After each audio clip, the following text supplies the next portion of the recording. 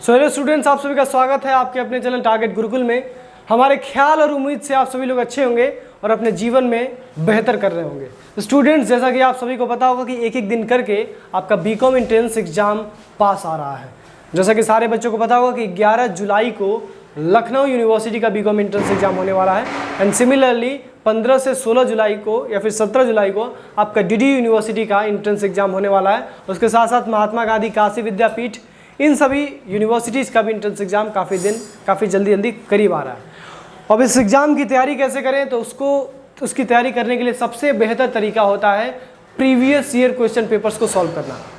क्योंकि बहुत खास इंसान ने कहा है कि अगर कोई भी काम आपको करना है तो उस काम को करने से पहले उस काम को जो पहले व्यक्ति ने उस काम को कर लिया है उससे आप कुछ राय पूछें, या फिर अगर वो जरिया मिल जाए जिस जरिए से उन्होंने उस काम को किया था तो फिर आप उस काम को और उनसे बेहतर कर सकते हैं। तो वो जरिया आपका PYQ है। ठीक है, तो आज हम डिस्कस करने वाले हैं बीकॉम एंट्रेंस एग्जाम का previous year question paper LU, DDU और महात्मा गांधी काशी विद्यापीठ के लिए मोस्ट इंपॉर्टेंट। ठीक है, तो सबसे पहला पार्ट है section 1 accountancy and business organisation, यानी लेखांकन एवं व्यवसायिक संगठन से प्रश्न पूछे गए हैं। सबसे पहला प्रश्न है, first of all double entry system was introduced in, यानी पहली दफा डबल एंट्री सिस्टम यानी द्विपृष्ठीय प्रणाली का प्रारंभ कहाँ हुआ था? इटली में हुआ था, अमेरिका में हुआ था, जापान में हुआ था या फिर इंडिया में हुआ था? तो बताइए first of all double entry system कब इंट्रोड्यूस हुआ था? अब आपसे हम कहना चाहेंगे कि जब भी हम क्वेश्चन कोई पढ़ रहे हैं, उस क्वेश्चन को जैसे हम पढ़ के और ऑप्शंस बता दे रहे हैं आपको, तुरंत आप उस वीडियो को स्टॉप करें वहीं पे और आप कमेंट सेक्शन में जाके उस पर्टिकुलर क्वेश्चन का आंसर लिखें। ऐसे करके आप अपना सेल्फ इवैल्यूएशन कर सकते हैं बाद में उन वीडियोस को देख के, उन लेक्चर्स को देख के कि आपने वास्तव में कितने सही प्रश्न किए। ठीक है, तो पहले का आंसर क्या हो जाएगा? डी, दैट इज इटली में। अगला question number second, the policy of anticipate no profit and provide for all the possible losses arises due to the convention of, यानी एक ऐसी नीति जिसमें हम अपने सभी संभावित हानियों को तो रिकॉर्ड करते हैं लेकिन सभी संभावित लाभों को इग्नोर करते हैं। तो उस अकाउंटिंग कन्वेंशन को हम क्या कहते हैं? ऑप्शंस दिए गए इसमें, डिस्क्लोजर, मटेरियलिटी, कंजर्वेटिज्म और कंसिस्टेंसी। प्रश्न को हिंदी में भी पढ़ लेते हैं। लाभ की प्रत्याशा मत करो और सभी संभावित हानियों के लिए आयोजन करो। इस नीति को निम्न में से किस प्रथा के कारण उत्पन्न हुई है? तो बताइए किस प्रथा के कारण उत्पन्न हुई है? प्रकटीकरण, सारता, रूढ़िवादिता और सामंजस्य। तो बताइए इसमें से कौन सा होगा आपका? तो इसका हो जाएगा option number C, that is conservatism. Conservatism principle ये कहता है कि आपके बिजनेस में जो भी एंटीसिपेटेड लॉसेस हैं उन सारे एंटीसिपेटेड लॉसेस को रिकॉर्ड करिए और जितने भी एंटीसिपेटेड प्रॉफिट्स हैं यानी जो भी फ्यूचर में होने वाले प्रॉफिट्स हैं उनको आपको कंप्लीटली इग्नोर करना है। ठीक है स्टूडेंट्स, चलिए अगला question number 3, which one of the following is a capital expenditure? इसमें से कौन सा कैपिटल एक्सपेंडिचर है, यानी निम्नलिखित में से कौन सा पूंजीगत व्यय है, पूंजीगत खर्चा है? सबसे पहले हम आपसे ये पूछना चाहेंगे कि पूंजीगत खर्चा होता क्या है, यानी कैपिटल एक्सपेंडिचर किसे कहते हैं? आप लोग कमेंट सेक्शन में बताएं। इस वीडियो को यहीं पॉज करें और बताएं कैपिटल एक्सपेंडिचर किसे कहते हैं, और ये भी बताएं कि रेवेन्यू एक्सपेंडिचर किसे कहते हैं। अब हम आपको बताना चाहेंगे कि कैपिटल एक्सपेंडिचर किसे कहते हैं और रेवेन्यू एक्सपेंडिचर किसे कहते हैं। कैपिटल एक्सपेंडिचर यानी ऐसा एक्सपेंडिचर जिससे या तो एसेट बढ़ जाए और या लाइबिलिटी कम हो जाए, उसको हम कैपिटल एक्सपेंडिचर कहते हैं। और रेवेन्यू एक्सपेंडिचर यानी ऐसा एक्सपेंडिचर जिससे ना एसेट बढ़े और ना ही लाइबिलिटी कम हो, यानी ऐसा एक्सपेंडिचर जिससे एसेट लाइबिलिटी पे प्रभाव नहीं पड़ता है वो रेवेन्यू एक्सपेंडिचर होता है, और जिससे एसेट लाइबिलिटी पे प्रभाव पड़ता है वो कैपिटल एक्सपेंडिचर होता है। फॉर एग्जांपल, अपने फैक्ट्री में आपने मशीन खरीदा, आपने लैंड खरीदा, आपने बिल्डिंग खरीदा, तो एक कैपिटल एक्सपेंडिचर है। और एक और चीज़, जो भी आप कैपिटल एक्सपेंडिचर करते हैं उसमें नॉर्मली आपको लार्ज अमाउंट ऑफ फंड्स लगते हैं, यानी बड़े पैमाने पर आपको पैसा लगता है। और जो कैपिटल एक्सपेंडिचर होते हैं वो रोज़ रोज़ नहीं होते हैं, वो नॉन रिकरिंग नेचर के होते हैं, यानी 2, 4, 10 साल में एक बार होते हैं। ऐसा नहीं कि हर साल, हर महीने, हर सप्ताह में एक बार हो रहा है। जबकि रेवेन्यू एक्सपेंडिचर ऐसा होते हैं जो रिकरिंग नेचर के होते हैं, यानी वो साल में बार बार होते हैं। तो आपको याद रखना है, अगर रेवेन्यू एक्सपेंडिचर पूछा जाए तो आपको याद रखना है रिकरिंग इन नेचर, और रेवेन्यू एक्सपेंडिचर की वजह से ना एसेट बढ़ता है और ना लाइबिलिटी कम होती है। यानी सीधी सीधी बात, एसेट लाइबिलिटी पे प्रभाव नहीं पड़ता है as for the any change in revenue expenditure. और यदि हम बात करें कैपिटल एक्सपेंडिचर की, तो कैपिटल एक्सपेंडिचर की वजह से एसेट लाइबिलिटी में प्रभाव पड़ता है। ठीक है, एसेट बढ़ जाता है और लाइबिलिटी कम हो जाता है, और capital expenditure non recurring nature का होता है। अब इसमें ऑप्शन दिए गए हैं, कॉस्ट ऑफ एनुअल एडवर्टीजमेंट यानी वार्षिक विज्ञापन की लागत, purchase of a delivery van यानी माल पहुंचाने वाले वाहन की खरीद, परचेज ऑफ रॉ मटेरियल यानी कच्चे माल की खरीद, या फिर परचेज ऑफ मशीन ऑयल यानी मशीन के तेल की खरीद। तो बताइए स्टूडेंट्स, इसमें से कौन सा कैपिटल एक्सपेंडिचर है? इसमें से कौन सा कैपिटल एक्सपेंडिचर है? ए होगा, बी होगा, सी होगा या डी होगा? कमेंट सेक्शन में बता दीजिए, हम आपका आंसर बता देते हैं। इसका ऑप्शन हो जाएगा B, that is purchase of a delivery van.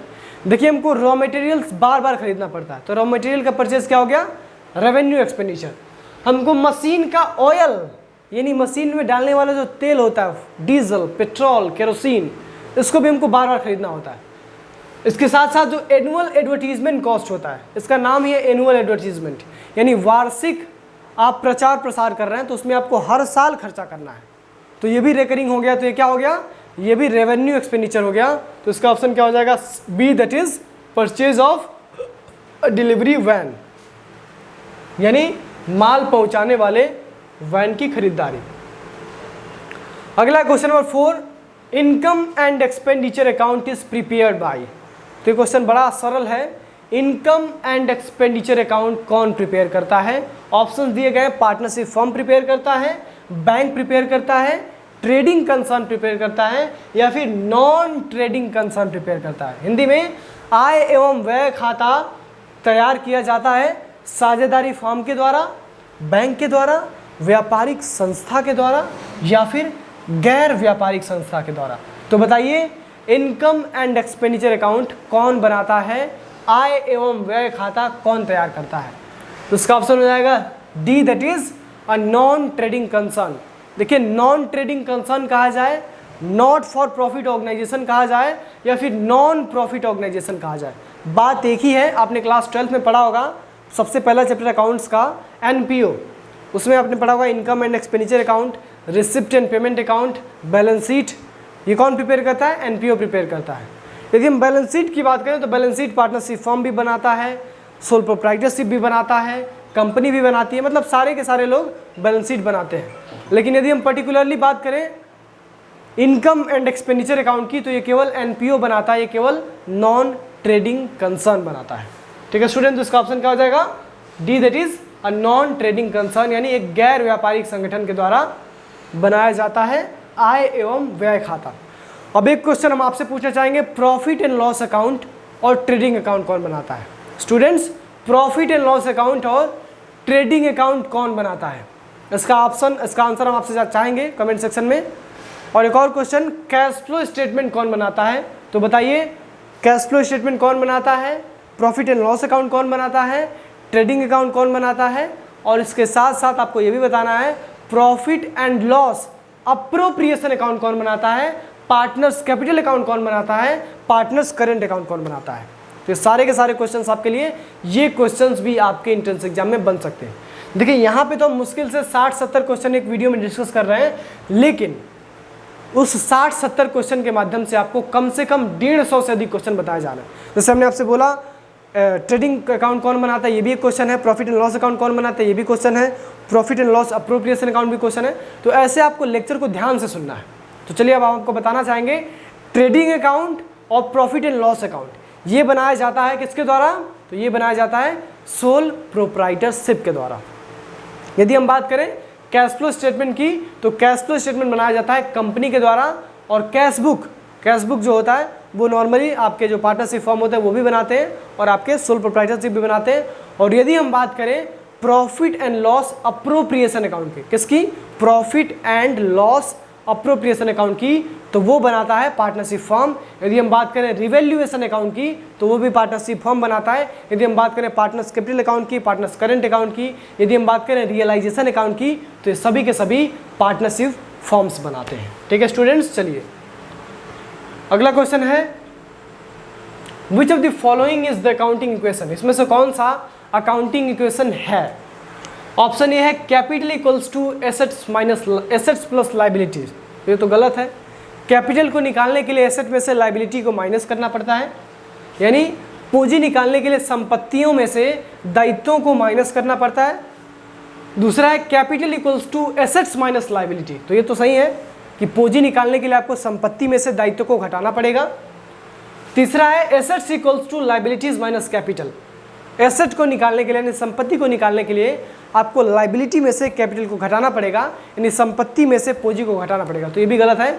Assets equals to liabilities plus capital होता है। आपके बिजनेस के जो भी एसेट्स होते हैं वो आपके बिजनेस के लाइबिलिटीज और कैपिटल के सम के बराबर होते हैं। तो ये क्वेश्चन, ये ऑप्शन भी गलत है, ऑप्शन नंबर 3। और ऑप्शन नंबर 4 है liabilities equals to assets minus capital. तो इस क्वेश्चन में यदि आप ध्यान से देखेंगे तो इसमें दोनों ऑप्शन सही हैं। पहला ऑप्शन दूसरा option capital equals to assets minus liability, और चौथा option liabilities equals to assets minus capital. ठीक है, चलिए अगला question number 6। The main object of ledger is to ascertain. Ledger का मुख्य उद्देश्य क्या होता है? टोटल सेल्स को निकालना। तो टोटल सेल्स कौन निकालता है? सेल्स बुक निकालता है। टोटल परचेजेस को निकालना, ये तो काम परचेज बुक का है। प्रॉफिट और लॉस ऑफ द बिजनेस को निकालना, तो ये काम तो प्रॉफिट एंड लॉस अकाउंट का है। Net effect of all the similar nature transactions, तो ये होता है आपका लेजर का। लेजर यानी अकाउंट्स ऑफ डिफरेंट ट्रांजेक्शंस। अलग अलग ट्रांजेक्शंस में जो अलग अलग अकाउंट्स ओपन किए जाते हैं उनका एक अलग ही खाता बना दिया जाता है, और उसमें उस पर्टिकुलर अकाउंट से संबंधित जितने भी ट्रांजेक्शन्स होते हैं उसी पर्टिकुलर लेजर में, उसी पर्टिकुलर अकाउंट में रिकॉर्ड किए जाते हैं। उस पर्टिकुलर अकाउंट को हम अकाउंट्स की भाषा में क्या कहते हैं? लेजर कहते हैं। ठीक है, चलिए इसका ऑप्शन क्या हो जाएगा? इसका ऑप्शन होगा सी। लेजर का मुख्य उद्देश्य होता है कि सारे के सारे ट्रांजेक्शन्स का जो नेट इफेक्ट है उसको हम निकालें। ठीक है, अगला question number 7। If a trial balance does not agree then accountant opens. यदि आपके बिजनेस का ट्रायल बैलेंस एग्री नहीं होता है, यानी यदि आपका जो तलपट है उसका मिलान नहीं होता है, तो लेखपाल, लेखांकन करने वाला जो व्यक्ति होता है वो क्या खोलता है? ऑप्शंस दिए गए, ड्राइंग अकाउंट खोलता है, सस्पेंस अकाउंट खोलता है, कैपिटल अकाउंट खोलता है, या फिर नॉमिनल अकाउंट खोलता है। मोस्ट इंपॉर्टेंट क्वेश्चन है।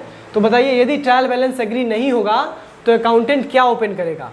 तो यदि ट्रायल बैलेंस एग्री नहीं होगा तो अकाउंटेंट ओपन करेगा सस्पेंस अकाउंट को। तो इसका ऑप्शन क्या हो जाएगा? B, that is suspense account. अगला question number 8। Balance sheet shows, यानी आर्थिक चिट्ठा दर्शाता है। तो बताइए आर्थिक चिट्ठा क्या दर्शाता है? ऑप्शन दिए गए हैं gross profit of financial period, यानी फाइनेंशियल पीरियड का ग्रॉस प्रॉफिट। तुमको पता है कि gross profit of financial period कौन बताता है? Trading account. Net profit of financial period, तो ये भी गलत है, ये तो प्रॉफिट एंड लॉस अकाउंट बनाता है।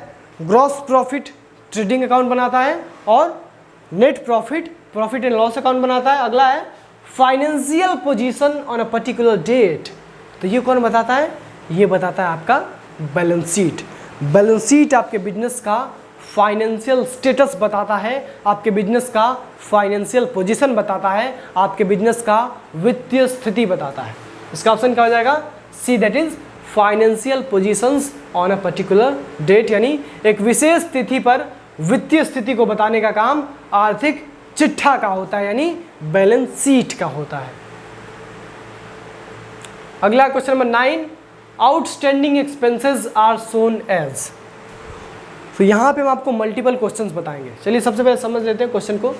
आउटस्टैंडिंग एक्सपेंसेस को कैसे दर्शाया जाता है, यानी अदत्त व्ययों को निम्न में से किस रूप में दिखाया जाता है? एक्सपेंस यानी खर्चे के रूप में, एक व्यय के रूप में, इनकम यानी आय के रूप में, लायबिलिटी यानी दायित्व के रूप में, या फिर एसेट यानी संपत्ति के रूप में। तो बताइए आउटस्टैंडिंग एक्सपेंसेस को हम एक्सपेंस माने यानी खर्चा माने, लायबिलिटी माने यानी दायित्व माने, एसेट माने यानी संपत्ति माने, या फिर उसको इनकम माने यानी आय माने। तो बताइए आउटस्टैंडिंग एक्सपेंसेस को हम क्या माने? तो इसका ऑप्शन क्या हो जाएगा, इसका ऑप्शन हो जाएगा C, that is liability. Outstanding expenses जो होते हैं वो आपके बिजनेस के करेंट लाइबिलिटी होते हैं, ये भी याद रखना है। यदि क्वेश्चन पूछा जाए कि आउटस्टैंडिंग एक्सपेंसेस किस तरह के लाइबिलिटी होते हैं, तो आउटस्टैंडिंग एक्सपेंसेस करंट लाइबिलिटी होते हैं। और ये भी क्वेश्चन पूछा जा सकता है कि आउटस्टैंडिंग एक्सपेंसेस अकाउंट कौन सा अकाउंट है, तो आउटस्टैंडिंग एक्सपेंसेस अकाउंट एक रिप्रेजेंटेटिव पर्सनल अकाउंट है। क्या स्टूडेंट्स, आउटस्टैंडिंग एक्सपेंसेस अकाउंट एक रिप्रेजेंटेटिव पर्सनल अकाउंट है। आउटस्टैंडिंग एक्सपेंसेस अकाउंट की आप बात करें, प्रीपेड एक्सपेंसेस अकाउंट की आप बात करें, अनअर्न्ड इनकम अकाउंट की आप बात करें, यानी इनकम रिसीव्ड इन एडवांस की बात करें, या फिर आप अक्रूड इनकम अकाउंट की बात करें, ये सभी के सभी रिप्रेजेंटेटिव पर्सनल अकाउंट होते हैं। अगर आउटस्टैंडिंग एक्सपेंस के जगह पे आउटस्टैंडिंग सैलरी दे, आउटस्टैंडिंग रेंट दे, या फिर आउटस्टैंडिंग एक्सपेंस दे, तो बात एक ही है, ये सभी के सभी हमारे बिजनेस के लिए लायबिलिटी है। और यदि हम आपसे पूछें कि हमारे बिजनेस के लिए प्रीपेड एक्सपेंस क्या है, आउटस्टैंडिंग एक्सपेंस तो लायबिलिटी हो गया। अब क्यों लायबिलिटी हो गया, आउटस्टैंडिंग का मतलब होता है कि आपका एक्सपेंस ड्यू तो हो गया है लेकिन आपने पे नहीं किया है। तो यदि कोई चीज़ ड्यू हो गई है यानी आपको पे कर देना चाहिए लेकिन आपने अभी तक पे नहीं किया है, तो आपके लिए क्या बन गई, वो आपके लिए करंट लायबिलिटी बन गई। ठीक है। दूसरी चीज़, अगर आपने किसी व्यक्ति से कोई एक्सपेंस एडवांस में ले लिया, ठीक है, अगर मान लीजिए हमने एक्सपेंस एडवांस में कर दिया, जैसे हमको रूम रेंट देना था 1 महीने का लेकिन हमने 4 महीने का दे दिया, तो 4 महीने का वो हमारे लिए एसेट हो गया। 4 महीने तक हम उस प्रॉपर्टी को यूटिलाइज कर सकते हैं without any kind of interference, without any kind of interruption. ठीक है। तो आउटस्टैंडिंग एक्सपेंसेस लायबिलिटी होते हैं, प्रीपेड एक्सपेंसेस एसेट होते हैं, एसेट में भी करेंट एसेट और आउटस्टैंडिंग एक्सपेंसेस भी करेंट लायबिलिटी। और यदि हम बात करें अक्रूड इनकम की, तो अक्रूड इनकम भी एसेट होता है, करेंट एसेट, और अनअर्न्ड इनकम यानी इनकम रिसीव्ड इन एडवांस भी आपका करेंट लायबिलिटी होता है। ठीक है स्टूडेंट्स, चलिए अगला क्वेश्चन है question number 10। Depreciation is a process of, depreciation किसका प्रोसेस है, वैल्यूएशन ऑफ एन एसेट, यानी एक संपत्ति के मूल्यांकन का प्रक्रिया है, लागत के विभाजन का प्रक्रिया है। Valuation and distribution of asset यानी संपत्तियों के मूल्यांकन एवं विभाजन का प्रक्रिया है, या फिर उपरोक्त में से कोई नहीं। तो बताइए डिप्रिसिएशन कौन सा प्रोसेस है। तो डिप्रिसिएशन संपत्ति के मूल्यांकन करने का एक प्रक्रिया है। तो डिप्रिसिएशन क्या है, संपत्ति मूल्यांकन की एक प्रक्रिया है। Depreciation is the process of valuation of an asset. ठीक है, इसका ऑप्शन 1 हो जाएगा। अगला question number 11, an example of intangible asset is, intangible asset का एग्जांपल क्या है, goodwill, debit balance of PNL account, deferred revenue expenditure, या फिर प्रिलिमिनरी एक्सपेंसेस। तो यदि हम बात करें debit balance of PNL account की, तो ये हमारे बिजनेस के लिए एक फिक्टिशियस एसेट होता है। अगर हम बात करें डिफर्ड रेवेन्यू एक्सपेंडिचर की, तो ये भी हमारे बिजनेस के लिए एक फिक्टिशियस एसेट होता है। लेकिन यदि हम बात करें गुडविल की, तो गुडविल हमारे बिजनेस के लिए एक इंटेंजिबल एसेट होता है, एक अमूर्त संपत्ति होता है। ठीक है, एक अदृश्य संपत्ति होता है गुडविल यानी ख्याति। अगला question number 12, the object of preparing trial balance is, trial balance को प्रिपेयर करने का ऑब्जेक्ट क्या होता है, ट्रायल बैलेंस को प्रिपेयर करने का उद्देश्य क्या होता है। तो ट्रायल बैलेंस को प्रिपेयर करने का उद्देश्य होता है to check the arithmetical accuracy of account, यानी अकाउंट्स के अर्थमेटिकल एक्यूरेसी को चेक करना, ये ट्रायल बैलेंस को प्रिपेयर करने का ऑब्जेक्ट होता है। तलपट को बनाने का मुख्य उद्देश्य क्या है, तो तलपट को बनाने का मुख्य उद्देश्य है खातों की अंकगणितीय शुद्धता की जांच करना, खातों की अंकगणितीय शुद्धता की जांच करना, ये तलपट बनाने का मुख्य उद्देश्य होता है। अगला question number 13, liability of a soul trader is, यानी एक सोल प्रोप्राइटर की लायबिलिटी कैसी होती है। तो आप सभी को पता होगा कि एक सोल प्रोप्राइटर की लायबिलिटी अनलिमिटेड होती है, एक शेयर होल्डर की लायबिलिटी लिमिटेड होती है, एक पार्टनर की लायबिलिटी भी अनलिमिटेड होती है, और एक कोऑपरेटिव सोसाइटी के मेंबर की लायबिलिटी भी लिमिटेड होती है।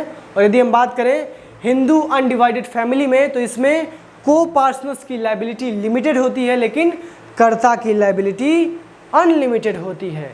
और यदि हम पार्टनरशिप में बात करें माइनर पार्टनर की, तो पार्टनरशिप में माइनर पार्टनर की लायबिलिटी लिमिटेड होती है। ठीक है स्टूडेंट्स, चलिए अगला question number 14, nominal partner is one who, nominal partner वो होता है, यानी नाम मात्र का साझेदार वो होता है जो नाम मात्र की पूंजी लगाता है यानी इन्वेस्ट नॉमिनल कैपिटल, जो नाम मात्र का लाभ पाता है अर्न्स नॉमिनल प्रॉफिट, जो अपने नाम को प्रयोग करने देता है यानी who allows the use of his name, या फिर अलाउज लिमिटेड लायबिलिटी यानी सीमित दायित्व को स्वीकृति देता है। तो बताइए नॉमिनल पार्टनर कौन होता है? तो हमने आपको बताया था, जो भी बिजनेस ऑर्गेनाइजेशन के लेक्चर देखे होंगे हमारे संघर्ष बैच के बच्चे और जो भी हुंकार 2.0 के बच्चे होंगे उन्होंने देखा होगा, हमने बताया था कि जो नॉमिनल पार्टनर होता है वो नाम का पार्टनर होता है। वो ना तो कैपिटल लगाता है ना ही प्रॉफिट लेता है। यहाँ पे लिखा है नाम का प्रॉफिट, तो नाम का प्रॉफिट या फिर नाम का कैपिटल कुछ नहीं।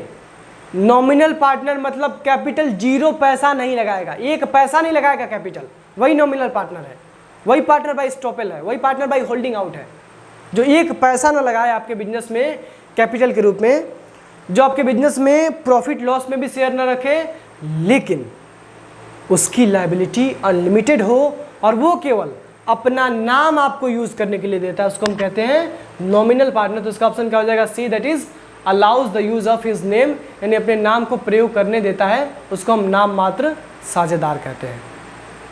अगला है question number 15, in a company risk is borne by, यानी एक निगम में, एक कंपनी में जोखिम उठाने वाले हैं। तो बताइए कंपनी में जोखिम उठाने वाले कौन है? देखिए जोखिम हमेशा मालिक पे होता है और आप सभी को पता होगा कि कंपनी के मालिक को शेयर होल्डर कहा जाता है, इक्विटी शेयर होल्डर स्पेशली कहा जाता है।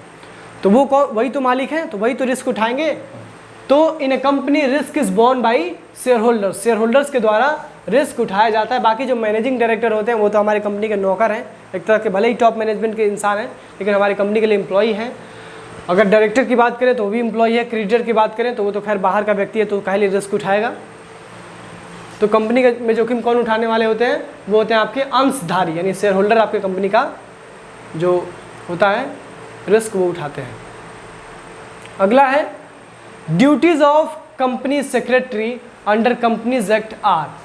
कंपनीज एक्ट 2013 में कंपनी सेक्रेटरी की ड्यूटीज़ क्या होती है? तो यदि हम बात करें आपकी कंपनी सेक्रेटरी की, तो सेक्शन 208 ऑफ कंपनीज एक्ट 2013 ये कहता है कि company secretary is the key managerial person, यानी कंपनी सेक्रेटरी आपके कंपनी के सीईओ, सीएफओ और इसके अलावा जो भी डायरेक्टर्स होते हैं, मैनेजिंग डायरेक्टर, जनरल मैनेजर जो लोग होते हैं, उनके बराबर होता है। अभी तो हम ये कहना चाहेंगे, कंपनी एक्ट ये कहता है कि जो कंपनी सेक्रेटरी होता है वो ज़रूरत पड़ने पे आपके डायरेक्टर को, आपके सीईओ को, आपके सीएफओ को भी समझा सकता है, उनको भी इंस्ट्रक्शन दे सकता है। तो बताइए कंपनी सेक्रेटरी का रोल कैसा होगा? तो जाहिर सी बात है उनका रोल क्या होगा? प्रबंधकीय होगा, मैनेजरियल होगा, क्योंकि उनका नाम ही क्या है? KMP, यानी की मैनेजरियल पर्सनल। इसका ऑप्शन क्या हो जाएगा? C, that is managerial. अगला question number 17, the basic idea on which cooperative society is formed is known as, यानी वो आधारभूत सिद्धांत, वो आधारभूत विचार जिस पर सहकारी समिति बनाई जाती है वो कौन सा है? ऑप्शन दिए गए हैं, unity is strength, one for all and all for one, united we can face the competition better, या फिर यूनिटी इज डाइवर्सिटी। तो बताइए बेसिक आइडिया कौन सा है जिसके बेसिस पे कोऑपरेटिव सोसाइटी को बनाया जाता है? तो बेसिक आइडिया आपका हो जाएगा one for all and all for one. This is the basic idea for forming the cooperative society. और एक और चीज़ होता है कोऑपरेटिव सोसाइटी में, वन मैन वन वोट। ये भी याद रखना हमारे प्यारे विद्यार्थियों, वन मैन वन वोट की बात की जाए तो वो भी कोऑपरेटिव सोसाइटी का प्रिंसिपल है, और यदि हम बात करें one for all and all for one तो वो भी कोऑपरेटिव सोसाइटी का ही फंडामेंटल प्रिंसिपल है। अगला है क्वेश्चन नंबर 18, इंपॉर्टेंट नहीं है आपके लिए, 19 भी इंपॉर्टेंट नहीं है, ये इंपॉर्टेंट है क्वेश्चन आपके लिए। Which of the following accounting standard is related to fixed asset. देखिए जो क्वेश्चन इररिलेवेंट है, क्योंकि आपके जो क्वेश्चन पेपर है इनका जो समय है वो काफ़ी पुराना है, मतलब 2015-14 के पेपर्स हैं, लेकिन इंपॉर्टेंट बहुत सारे हैं। इसमें से ऐसे क्वेश्चंस हैं जो इस साल भी पूछे गए थे 20 में, 21 में, वो हम क्वेश्चन डिस्कस कर रहे हैं। तो इसलिए डिस्कस कर रहे हैं ताकि वो क्वेश्चंस आप तैयार करें जो आपके लिए यूज़फुल है। जो पुराना सिलेबस है उसमें कोई क्वेश्चन अभी नहीं आते हैं, अभी यही सारे क्वेश्चंस आते हैं, तो हमको वही प्रैक्टिस करना है क्योंकि एग्जाम हमारे करीब है जो हमारे एग्जाम में आए। तो बताइए which of the following accounting standard is related to fixed asset. ये क्वेश्चन हम नहीं बताएंगे, बताइए इसमें से कौन सा ऐसा अकाउंटिंग स्टैंडर्ड है जो फिक्स्ड एसेट्स यानी अचल संपत्ति से रिलेटेड है। अगला है which of the following is a capital expenditure. Question number 21, which of the following is a capital expenditure. Options दिए गए हैं, carriers paid on goods purchase, तो कैरियर्स क्या हो जाएगा, कैरियर्स यानी किराया। किराया क्या है, किराया तो एक तरह का रेवेन्यू एक्सपेंडिचर है। पेमेंट ऑफ कंपनसेशन, तो ये भी रेवेन्यू एक्सपेंडिचर है। Cost of formation of a new company, यदि हम बात करें cost of formation of a new company, तो ये आपका ये क्या हो जाएगा, ये आपका कैपिटल एक्सपेंडिचर हो जाएगा, क्योंकि कंपनी को बनाने का जो खर्चा होता है वो बार बार नहीं होता है, वो एक ही बार होता है। तो cost of formation of a new company it is a capital expenditure. ठीक है स्टूडेंट्स, चलिए अब हम आंसर्स बताते जाएंगे आपको। अगला question number 22, interest on drawings is, यानी आहरण पर ब्याज क्या होता है। व्यवसाय के लिए लाभ होता है, व्यवसाय के लिए हानि होता है, यानी बिजनेस के लिए गेन होता है, लॉस होता है, या फिर बिजनेस के लिए लागत होता है यानी कॉस्ट होता है, या फिर बिजनेस के लिए एक्सपेंस होता है। तो इंटरेस्ट ऑन ड्राइंग पार्टनर देता है और पार्टनरशिप फर्म को मिलता है। तो मिल किसको रहा है, बिजनेस को, फर्म को। तो फर्म के लिए क्या हुआ, इनकम हो गया, गेन हो गया। तो interest on drawing is gain for business, option number 1 इसका सही हो जाएगा। और यहाँ पे यही क्वेश्चन पूछा जाए कि इंटरेस्ट ऑन कैपिटल क्या है, पार्टनर की सैलरी क्या है, पार्टनर का कमीशन क्या है। तो ध्यान रखिएगा students, interest on capital capital पे दिया जा रहा है, और कैपिटल लगाता कौन है, कैपिटल आपका पार्टनर लगाता है। और कैपिटल जब वो लगा रहा है तो मिलेगा किसको, इंटरेस्ट ऑन कैपिटल पार्टनर को ही तो मिलेगा। और जब पार्टनर को मिलेगा तो पार्टनर के लिए क्या हो गया, इनकम, और फर्म के लिए क्या हो गया, एक्सपेंस। ठीक है, तो याद रखना है इंटरेस्ट ऑन कैपिटल तो फर्म के लिए एक्सपेंस है, इन पार्टनर की सैलरी फर्म के लिए एक्सपेंस है, पार्टनर का कमीशन फर्म के लिए एक्सपेंस है, लेकिन इंटरेस्ट ऑन ड्राइंग फर्म के लिए क्या है, इनकम है, और at the same time partner के लिए एक्सपेंस है।